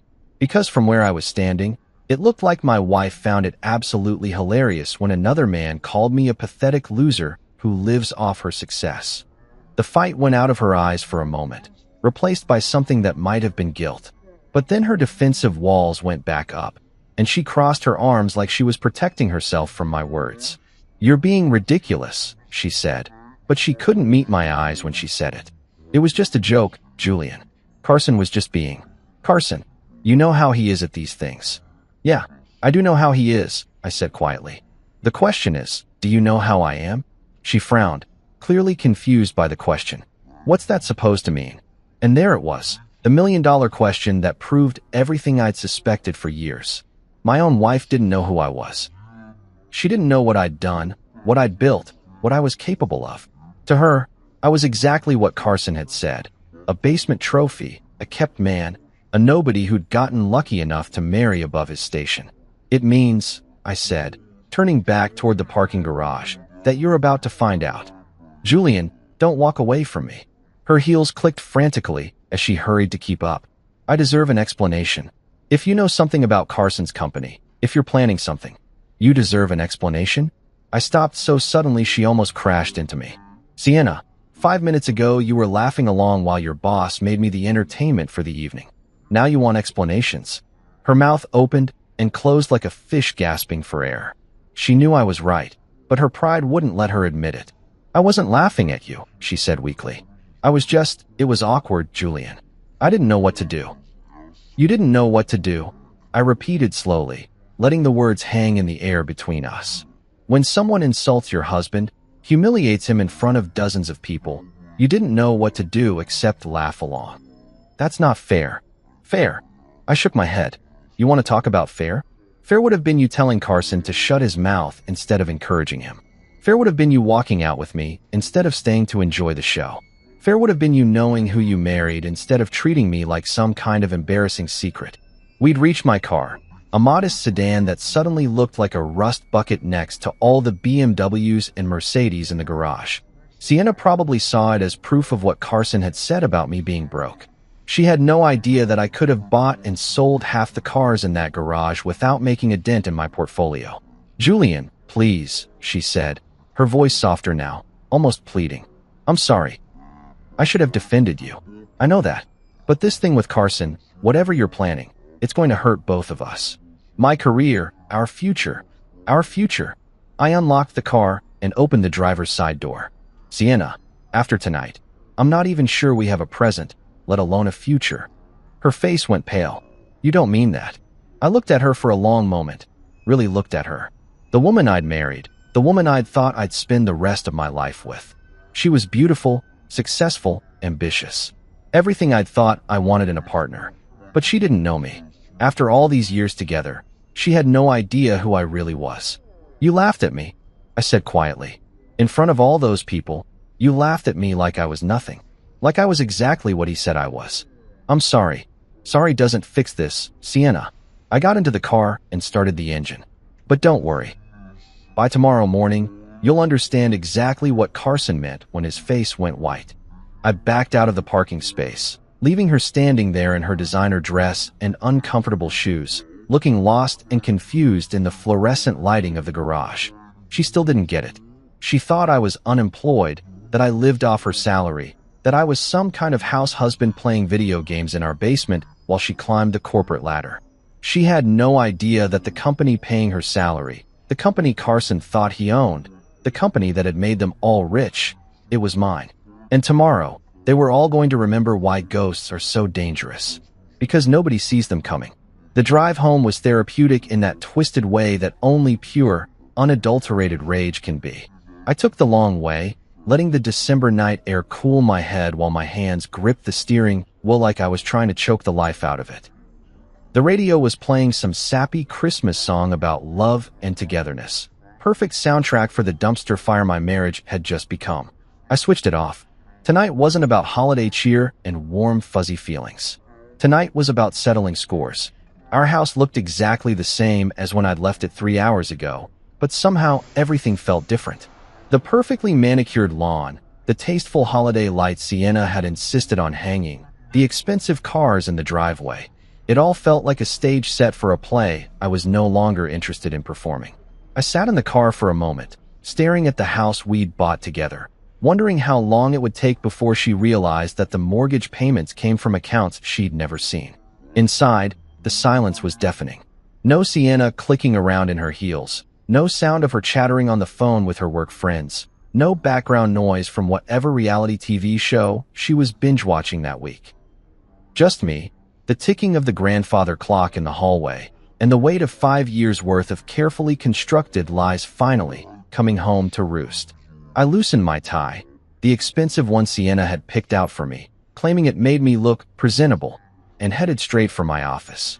Not the fancy home office upstairs that Sienna used for her important work calls, but the smaller room in the basement that everyone assumed was where I played video games and pretended to be busy. The irony wasn't lost on me. Carson had called me a basement trophy, and technically, he wasn't wrong. All my most valuable stuff really was in the basement. The office looked exactly like what you'd expect from a guy who supposedly didn't work. A beat-up desk I'd bought at a garage sale, a gaming chair that had seen better days, a couple of monitors that most people would assume were for entertainment purposes. What they couldn't see was that those gaming monitors were connected to servers worth more than most people's annual salaries, running algorithms that had made me rich enough to buy Carson's company as a hobby. But tonight wasn't about the computers or the trading algorithms or the crypto wallets that held enough digital currency to fund a small country's infrastructure. Tonight was about the old-fashioned, analog proof that would turn Carson's world upside down and inside out. I walked over to the bookshelf, the one filled with technical manuals and programming guides that Sienna always complained made the room look nerdy. She had no idea that half those books were hollowed out, containing backup drives and encrypted storage devices that held the keys to more wealth than she could imagine. But I wasn't after the digital stuff tonight. The bookshelf itself was the real treasure. I pulled out 3 specific books: Advanced Database Management, Network Security Protocols, and Corporate Finance for Dummies. The last one always made me chuckle. If anyone had bothered to actually look at it, they might have wondered why a supposedly unemployed guy owned a book about corporate finance. But nobody ever looked. People see what they expect to see, and they expected to see a loser's collection of random books. The books triggered a mechanism I'd had installed when we first moved in. The entire middle section of the bookshelf swung inward on hidden hinges, revealing a wall safe that would have made a Swiss banker jealous. Biometric scanner, keypad, the works. This wasn't some Home Depot special you could crack with a crowbar and bad attitude. This was industrial-grade security for industrial-grade secrets. I pressed my thumb to the scanner, punched in a code that included Sienna's birthday. Yeah, I'm sentimental like that, and listened to the satisfying chunk of multiple deadbolts retracting. The safe door swung open, revealing the paper trail that would turn tonight's humiliation into tomorrow's revenge. The documents were organized in labeled folders, each one representing a different phase of my carefully orchestrated disappearing act. NovaGrid sale contained the paperwork from when I'd sold my first company to a tech conglomerate for more money than most people see in 10 lifetimes. Investment portfolio held the records of how I'd turned that money into even more money through a combination of smart investments, lucky breaks, and an almost supernatural ability to spot trends before they became obvious. But the folder I was really after was labeled Stratos Tech Acquisition. Inside was the complete paper trail of how I'd quietly, methodically, and completely legally bought 95% of Carson's company over the course of 3 years. Shell companies, dummy corporations, offshore investment funds. I'd used every trick in the book to hide my identity while systematically purchasing shares from anyone willing to sell. The beautiful thing about Carson was that he was so arrogant, so convinced of his own brilliance, that he'd never bothered to properly investigate who was buying up his company. He'd been too busy playing CEO, making speeches, and apparently insulting people's husbands at Christmas parties to notice that someone was quietly pulling the rug out from under his feet. I spread the documents across my desk like I was planning a military campaign. The original merger documents from when Carson thought he was selling a small stake to raise capital. The trust agreements that technically made me the silent partner while letting him keep the CEO title. The board resolutions that gave me ultimate decision-making power whenever I chose to exercise it. My personal favorite was the clause buried on page 47 of the main contract, the one that allowed me to remove any executive for conduct detrimental to company interests. Carson's lawyer had probably figured it was standard boilerplate language. Carson himself had definitely never read that far. Big mistake. I pulled out my phone and scrolled through my contacts until I found the name I was looking for, Priya Lang. My lawyer, my friend, and the only person who knew exactly how rich and powerful I really was. She'd been with me since the early days of NovaGrid, back when I was just another programmer with big dreams and bigger ambitions. She'd helped me navigate the sale, the investments, and the elaborate shell game that had made me the ghost owner of Stratos Tech. It was late, almost midnight, but Priya was a night owl, and this was the kind of call she'd been expecting for years. She answered on the second ring. Well, Julian Cross finally ready to come out of the shadows. It's time, I said, my voice steadier than it had been all evening. What finally pushed you over the edge? She asked, and I could hear the amusement in her voice. Let me guess. Carson said something stupid at a party? Something like that. And Sienna? I looked at the wedding photo on my desk, the happy couple who thought they knew each other, who thought they had their whole lives figured out. Sienna laughed. There was a long pause. Priya had met Sienna, had watched our relationship develop, had probably seen this coming from a mile away. She was too professional to say, "I told you so," but I could feel it in the silence. "All right," she said finally. "No more Mr. Nice Guy. No more hiding in the basement. Tomorrow, we remind everyone why they should be careful about making jokes at other people's expense." "No more shadows," I agreed. "This is going to get messy, Julian. Are you sure you're ready for the fallout?" I looked at the contracts spread across my desk, then at the empty house around me, then at the wedding ring on my finger that suddenly felt like it weighed 1,000 pounds. "Priya," I said, "I've been ready for this moment for 5 years. It's time everyone learned that the quiet guy in the corner isn't always the one you should ignore. Then let's burn it all down." I hung up and carefully returned the documents to their folders, but I left the safe open. Tomorrow, I wouldn't need to hide anymore. Carson wanted to call me a basement trophy? Fine. But he was about to learn that sometimes the trophy is worth more than everything else combined. Morning came way too early, but I was already awake. Hell, I'd been awake since about 4 a.m., sitting in my kitchen with a cup of coffee that had gone cold hours ago, staring out the window and watching the world wake up. Funny how everything looks different when you're about to blow up someone's life. The sunrise seemed brighter, the birds sounded happier, and even my neighbor's ugly-ass lawn gnome looked like it was smiling at me. Sienna had come home around 2 in the morning, probably after spending hours at some all-night diner with her work friends, trying to figure out what the hell had happened at the party. I'd heard her heels clicking across the hardwood floor, heard her pause outside my office door like she was thinking about knocking, then heard her trudge upstairs to what I was pretty sure would be the guest bedroom. Smart move. I wasn't in the mood for round 2 of Julian's having a breakdown. By 7 a.m., I was showered, dressed in my best, I'm about to ruin someone's day outfit. Dark suit, red tie, shoes that could cut glass, and ready to watch Carson's world come crashing down around his perfectly styled ears. Priya had texted me at 5:30, papers filed, audit approved. May God have mercy on his soul, because we won't. I love that woman. Not in a romantic way. She was happily married to a tax attorney who could make the IRS cry, but in the way you love a samurai who's about to help you commit corporate seppuku on your enemies. Stratos Tech's headquarters looked exactly like what you'd expect from a company run by a guy who thought he was the next Steve Jobs. All glass and steel and pretentious architecture that screamed, "We're innovative," without actually innovating anything. I'd been in the building exactly 3 times since I'd started buying up shares. Always as Sienna's +1 at some boring corporate function. Always treated like the unemployed husband who was lucky to be there. Today was going to be different. I didn't go through the main entrance. Why would I? Instead, I headed straight for the executive parking garage, where my keycard, the one I'd had made years ago but never used, got me past security like I belonged there. Which, technically I did. I owned the damn place. The elevator ride to the 15th floor was smooth and quiet, giving me time to think about what Carson was probably doing right about now. If I knew him, and unfortunately, I did. He was sitting in his corner office with the view of the city, drinking his overpriced organic coffee and reading reports about how brilliant he was.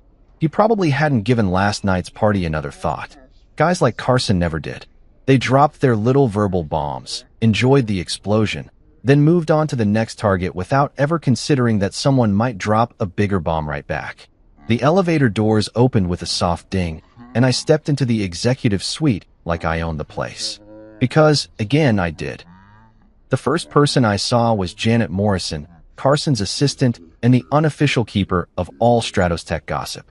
She was about 50, had been with the company since before Carson took over, and had the kind of poker face that made her dangerous at the company Christmas parties. She looked up from her computer as I approached, and I could see the exact moment she recognized me. "Mr. Cross?" she said, confusion written all over her face. "I'm sorry, but Mr. Vance isn't expecting." "That's okay, Janet," I said with a smile that was probably a little too cheerful for 8 in the morning. "He's not expecting a lot of things today." Before she could respond, I heard the sound of multiple pairs of expensive shoes clicking across marble floors. Priya appeared around the corner, followed by 2 guys in suits who looked like they ate corporate malfeasance for breakfast and asked for seconds. The audit team had arrived.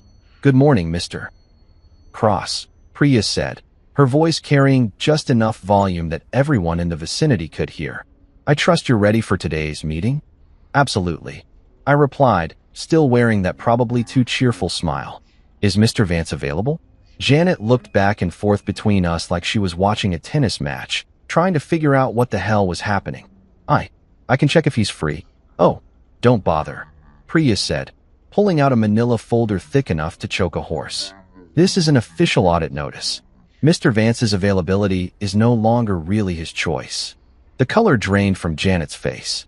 She'd been around corporate America long enough to know that when lawyers showed up with audit teams, somebody was about to have a very bad day. "Audit?" she stammered. "I don't understand. Who authorized?" "The primary shareholder," I said simply. And there it was. The moment when Janet Morrison, who knew every secret and scandal in the building, who had probably fielded 1,000 calls from board members and investors over the years, realized that she had no idea who the primary shareholder actually was. I'll let Mr. Vance know you're here," she said weakly, reaching for her phone. "You do that," Priya said. "And while you're at it, you might want to let him know that we'll be examining all executive compensation packages, personal use of corporate resources, and any irregularities in his business practices over the past 5 years." Through the glass walls of Carson's office, I could see him on a phone call, gesturing wildly with his free hand like he was conducting an orchestra. He looked confident, relaxed, completely unaware that his world was about to get turned inside out. My phone buzzed. Text message from an unknown number, but I knew who it was before I even looked. "Julian, please call me. We need to talk about last night." "Sienna." I showed the message to Priya, who read it and raised an eyebrow. "Timing," she said dryly. "Yeah, well, she had her chance to talk last night," I replied, sliding the phone back into my pocket. "Right about the time she was laughing at her husband getting humiliated. Should we wait for her to get here? This is going to affect her too." I thought about that for a moment. Sienna worked in marketing, 3 floors down from the executive suite. She was probably at her desk right now, drinking her skinny latte and trying to pretend last night never happened. When the audit hit, when Carson got fired, when the whole house of cards came tumbling down, her job would probably be safe. I wasn't vindictive enough to destroy innocent people just because my marriage was circling the drain. But I also wasn't about to put this on hold just to spare her feelings. "She made her choice," I said. "Now she gets to live with the consequences." Janet hung up her phone and looked at us with the expression of someone who'd just been asked to schedule her own execution. "Mr. Vance will see you now," she said quietly. I could see Carson through the glass walls, straightening his tie and putting on his game face. He probably thought this was just another meeting, another chance to charm and schmooze his way through whatever minor inconvenience had showed up at his door. He had no idea that the minor inconvenience owned him. "After you," Priya said, gesturing toward Carson's office. As we walked toward the door, I caught sight of another familiar face in the hallway. Layla Chun, head of software development and the smartest person in the building that nobody ever listened to. She was carrying a tablet and a coffee cup, probably heading to another meeting where Carson would ignore her suggestions and take credit for her ideas. Our eyes met for just a moment, and I saw something there. Recognition, maybe, or curiosity. She'd always been sharp enough to notice things other people missed. I made a mental note to talk to her later. After all, every kingdom needed a new ruler when the old king got overthrown. And Carson Vance's reign was about to come to a very abrupt end. Carson's office was exactly what you'd expect from a guy who thought he was the king of Silicon Valley. Floor-to-ceiling windows overlooking the city, a desk the size of a small aircraft carrier, and enough awards and trophies scattered around to make you think he'd won the Nobel Prize for being awesome. The whole place screamed, "Look how successful I am," in that desperate way that always made me wonder who he was trying to convince. He was standing behind his desk when we walked in, wearing what I like to call his CEO power pose, shoulders back, chin up, fake smile cranked to 11. The guy probably practiced that look in the mirror every morning while telling himself he was God's gift to the tech industry. "Julian," he said, his voice booming with fake enthusiasm. What a pleasant surprise. Though I have to say, after last night's interesting conversation, I wasn't expecting to see you here so soon. I could see the sweat starting to form on his forehead despite the confident act. Good. Let him squirm. Carson, I replied, my voice steady as a rock. I figured it was time we had a proper chat about business. His eyes flicked to Priya and the audit team behind me, and his smile faltered just a bit. Business? Julian, I hate to break it to you, but you don't exactly have any business here. This is my company. Funny you should mention that, Priya said, stepping forward and dropping that thick manila folder on his pristine desk with a satisfying thunk. We're actually here to discuss exactly whose company this is. Carson's face went from confident to confused to slightly panicked in about 3 seconds flat. It was like watching a car accident in slow motion, except way more entertaining. I'm sorry, but who are you people? He asked, his voice climbing about half an octave higher than usual. Priya Lang, attorney for Mr. Cross, she said, flipping open the folder and spreading documents across his desk like she was dealing cards. These gentlemen are certified public accountants, and we're here to conduct a comprehensive audit of Stratos Tech's financial practices. Audit? Carson's voice cracked like a 13-year-old kid asking someone to prom. On whose authority? You can't just walk into my office and demand. Actually, we can, I interrupted, picking up one of the documents and holding it where he could see it. See, Carson, here's the thing you never bothered to learn about your own company. I own 95% of it. The silence that followed was absolutely beautiful. Carson's mouth opened and closed like a fish gasping for air. His face went through about 17 different shades of white, and I swear I could actually hear his brain trying to process what I just told him. That's impossible, he stammered. I built this company. I own this company. I'm the CEO. You're the CEO because I let you be the CEO, I said, sitting down in one of his expensive leather chairs and making myself comfortable. But that's about to change. Priya had finished spreading out the paperwork, and it looked like a corporate crime scene. Share certificates, transfer documents, voting trusts, merger agreements. 5 years' worth of carefully orchestrated financial maneuvering that had turned Carson's company into my company without him even noticing. This is insane, Carson said, grabbing one of the documents and staring at it like it might suddenly change into something that made sense. These can't be real. Julian doesn't have this kind of money. He's unemployed. He lives in his wife's basement. Actually, I said, standing up and straightening my tie, I'm a retired tech entrepreneur who sold his previous company for more money than you've made in your entire career. But thanks for playing.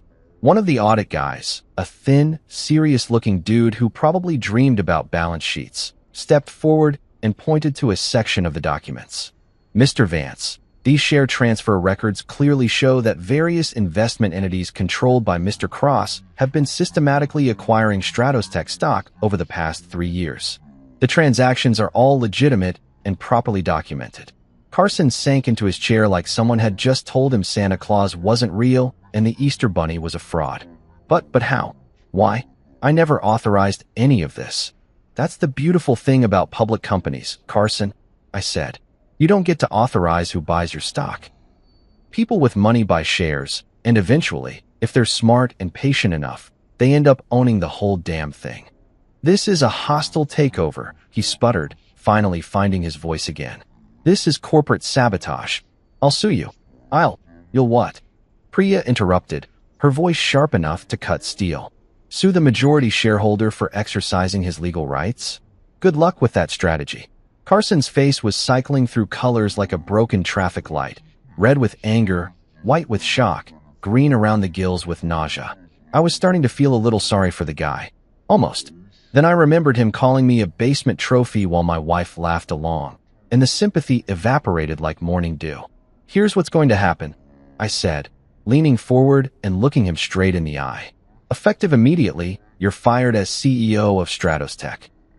Your corporate credit cards are canceled, your company car goes back to the fleet, and that corner office you're so proud of? Someone else's problem now.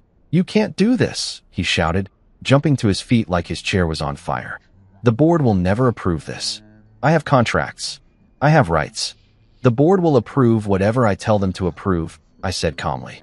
As for your contracts, well, I'm sure Priya would be happy to explain the conduct detrimental to company interests clause you never bothered to read.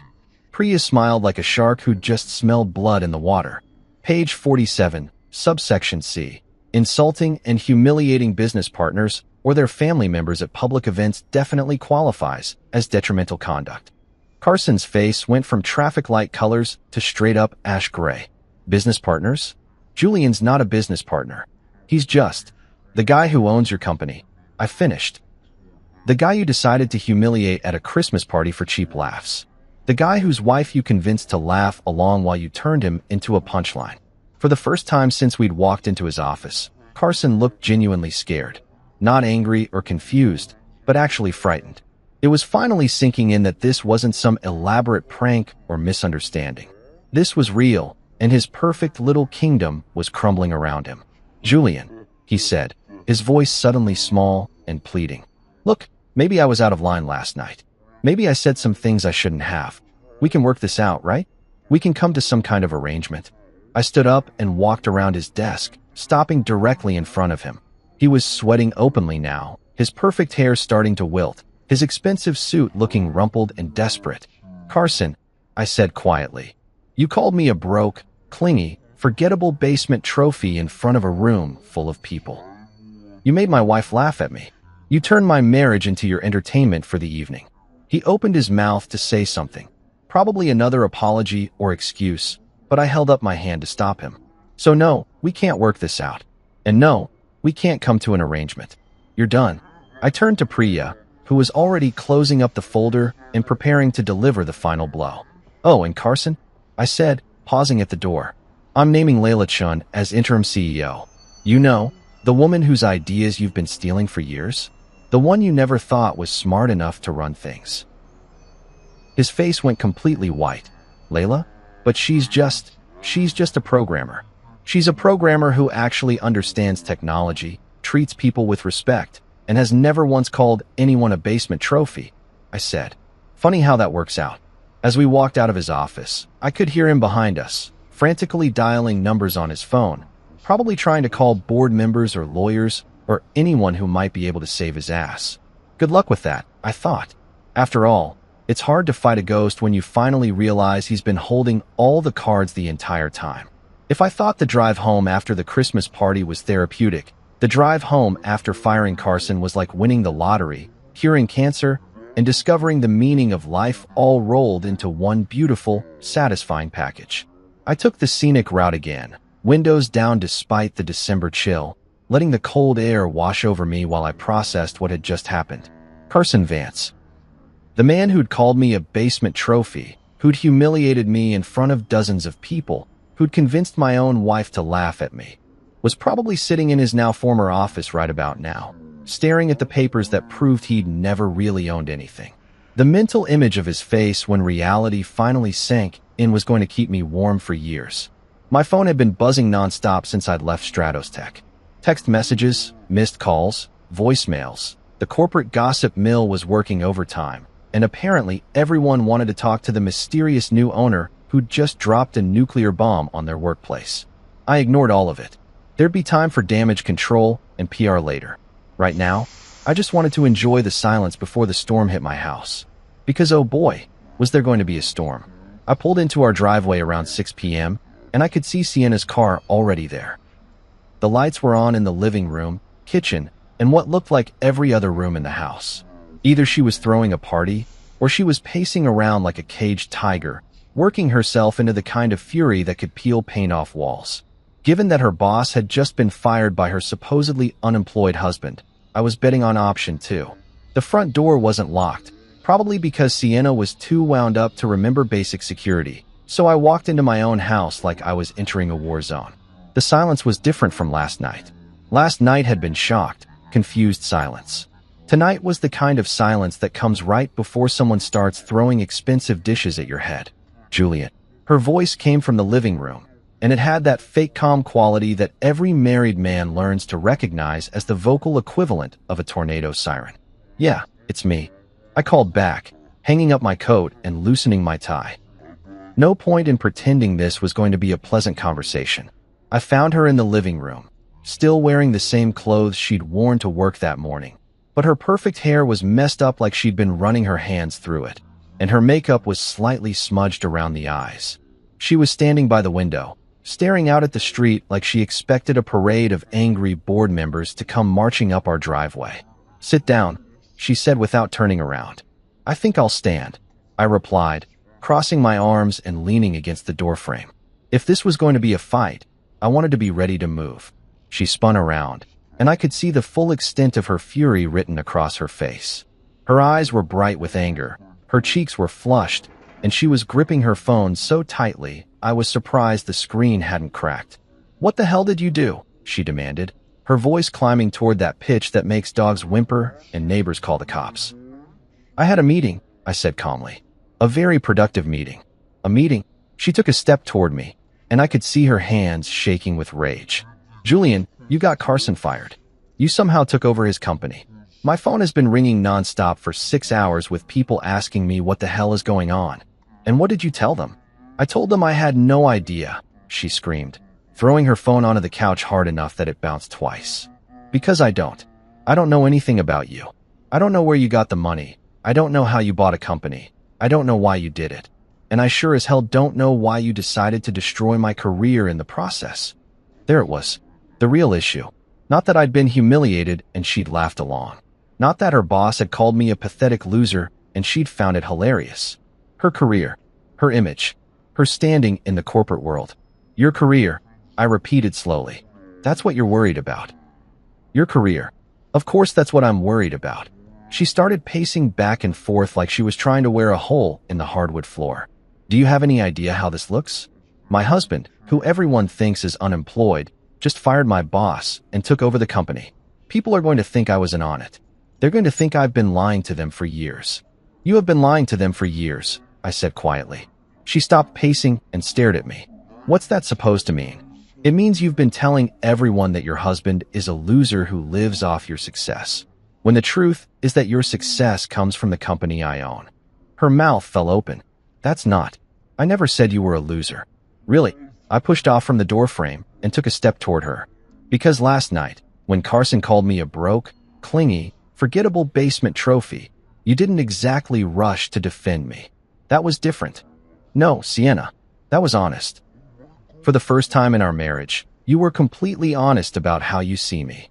She shook her head violently, like she could physically reject what I was saying. You're being ridiculous. I was caught off guard. It was awkward.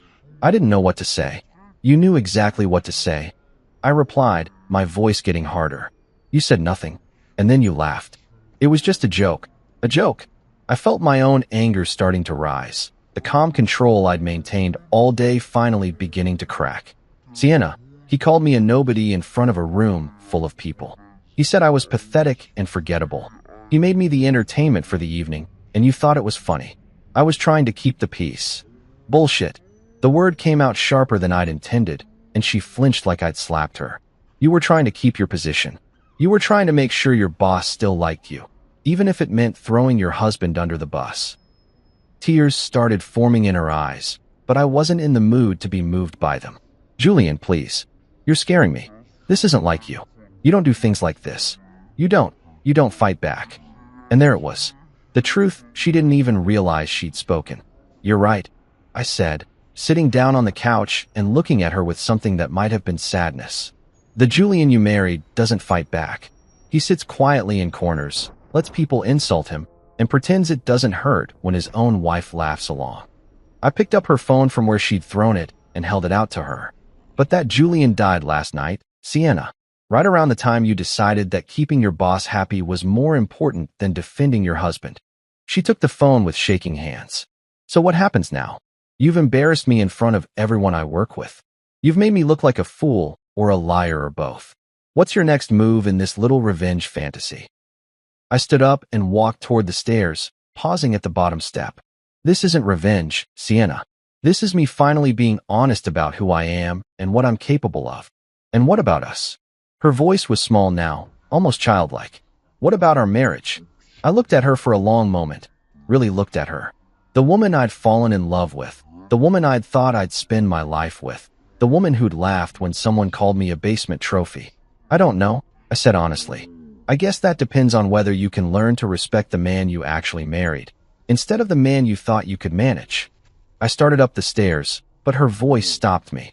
Julian, wait. Please. I'm sorry. I should have defended you. I know that. But this isn't the way to handle it. You're hurting innocent people. You're destroying. I'm not destroying anything, I said without turning around. I'm building something better, with people who actually deserve it. People like Layla, who's been doing Carson's job for years without getting any credit. And what about me? She whispered. I turned around and looked down at her from the top of the stairs. She looked so small standing there in our living room, surrounded by all the expensive things we'd bought together, holding her phone like it was the last connection to the life she'd thought she understood. That's up to you, I said. You can learn who you actually married, or you can keep pretending I'm the man you thought you could keep in the basement. But either way, I'm done being your trophy. I went into our bedroom, closed the door, and for the first time in years, I locked it. Outside, I could hear her crying. But for the first time since last night, I wasn't the one who felt like breaking. 3 weeks later, Stratos Tech looked like a completely different company. Hell, it practically was a completely different company. Walking through the halls that used to echo with the sound of stressed-out employees kissing Carson's ass, I now heard something I'd never experienced there before: actual laughter. People talking about ideas instead of politics. The sound of productivity instead of panic. Layla Chun had turned out to be everything I'd hoped for, and then some. Where Carson had ruled through fear and micromanagement, Layla led through competence and respect. She didn't need to scream at people to get results. She just had to show them that their work actually mattered, and suddenly everyone was busting their asses to prove they belonged there. "Morning, Mr. Cross," she said as I walked into what used to be Carson's corner office. She'd completely redecorated the place, trading his pretentious awards and ego wall for whiteboards covered in project timelines and actual engineering diagrams. The massive desk had been replaced with a standing workstation surrounded by comfortable chairs where people could actually collaborate instead of being lectured. "Just Julian," I said for probably the 100th time since she'd taken over. "And good morning to you too, CEO Chen." She grinned at that. Layla had this infectious smile that made everyone around her want to work harder, be better, actually give a damn about what they were doing. It was the complete opposite of Carson's fake corporate charm. "The Q4 numbers came in," she said, sliding a tablet across her desk. "Revenue's up 18% from last quarter, employee satisfaction scores are through the roof, and we just landed 3 new contracts that Carson had been fumbling for months." I scrolled through the data, shaking my head in amazement. How the hell did Carson keep this company from growing? It's like he was actively trying to sabotage his own success. When you spend all your time playing politics instead of focusing on the product, this is what happens, Layla said, pulling up another screen showing employee retention rates. Half the talent he drove away is already asking about coming back. "Bring them back," I said without hesitation. "Anyone who left because of Carson's management style gets a clean slate and a fair interview." Already on it. She made a note on her tablet. "Speaking of clean slates, marketing wants to know what to do about Sienna." And there it was. The elephant in the room that everyone was too polite to mention directly. Sienna had taken a leave of absence the day after our fight, claiming she needed time to reassess her professional priorities. In corporate speak, that meant she was hiding in our house, alternating between crying, rage cleaning, and sending me text messages that I mostly ignored. "What about her?" I asked, keeping my voice neutral. "She's good at her job," Layla said carefully. "The team likes her, her campaigns are effective, and honestly, she never treated people the way Carson did.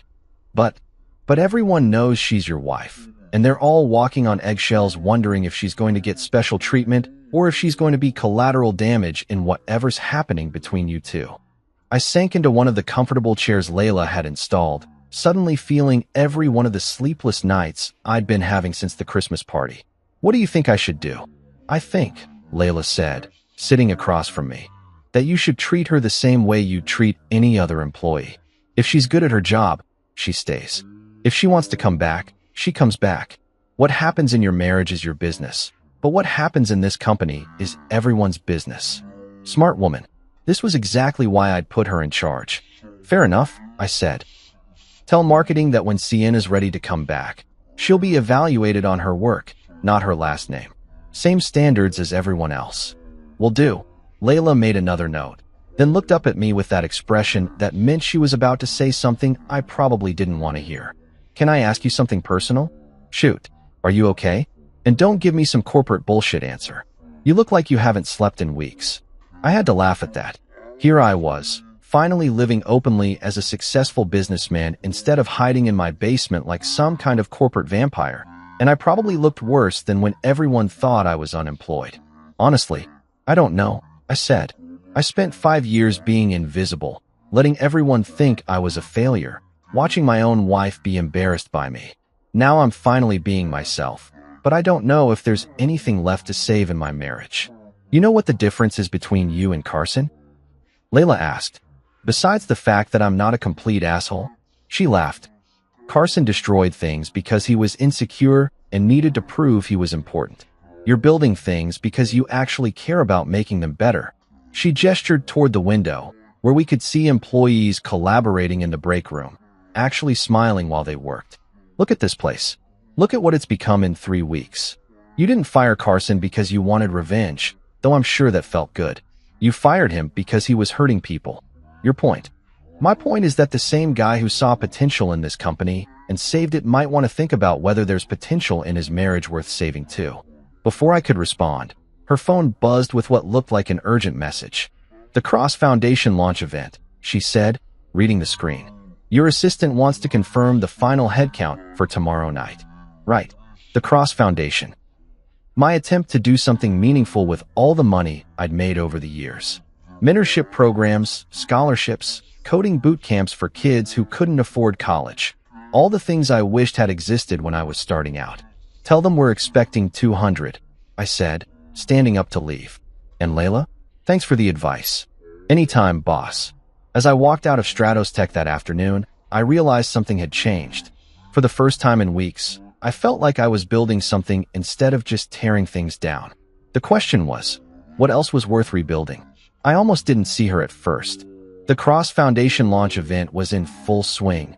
200 people packed into the community center, mentors connecting with kids, scholarship recipients meeting their sponsors, the kind of organized chaos that happens when you put passionate people in a room together and let them change the world. Then I spotted her in the corner, wearing jeans and a simple sweater instead of her usual power suit, helping a teenage girl figure out how to set up her laptop for a coding workshop. Sienna. She'd been showing up to foundation events for the past 2 weeks, never making a big deal about it, never asking for recognition or trying to talk to me. She just helped. Quietly. The way she used to volunteer at the animal shelter when we first started dating, before corporate ambition turned her into someone who measured everything by quarterly reports and networking opportunities. I watched her explain something to the girl, probably basic Python syntax, knowing Sienna's background in digital marketing, and saw the kid's face light up when the code finally worked. That smile, that moment of pure joy when someone discovers they can create something from nothing, was exactly why I'd started the foundation in the first place. She's been here every day this week, said Marcus, my foundation director, appearing beside me with 2 cups of coffee.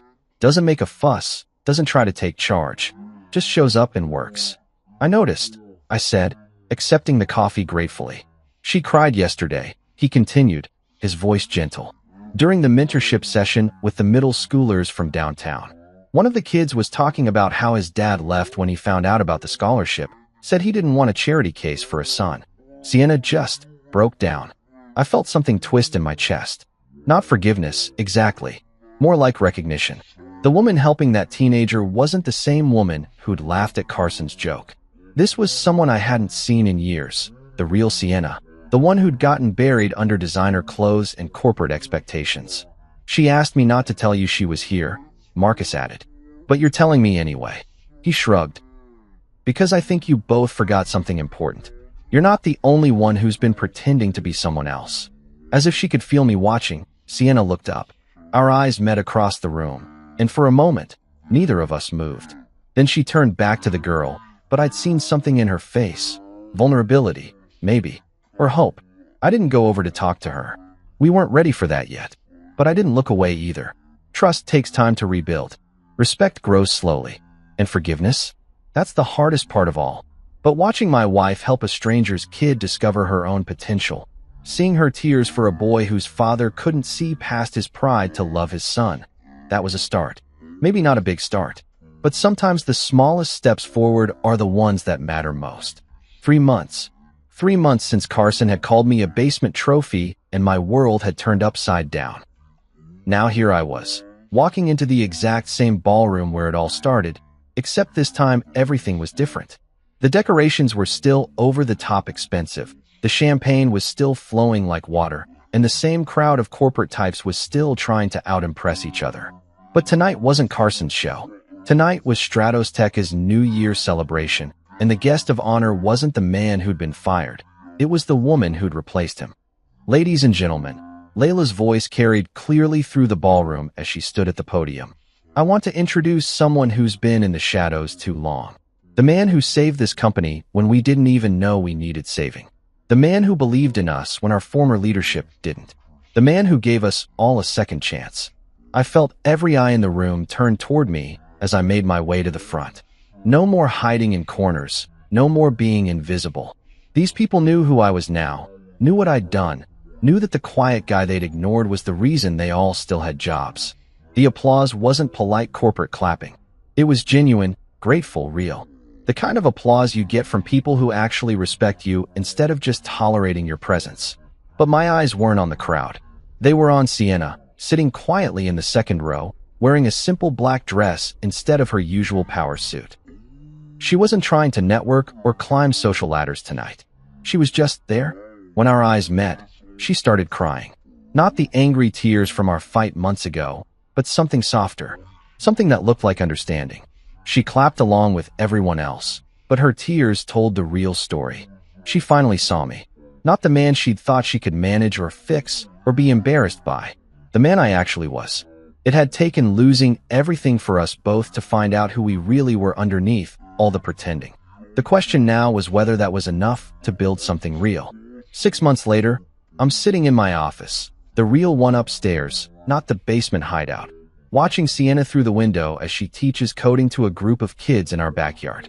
She's laughing at something one of them said, her hair pulled back in a ponytail, wearing old jeans with grass stains on the knees. This is who she was before the corporate world convinced her she had to be someone else. This is who I fell in love with. We're not fixed. Hell, we're barely even okay most days.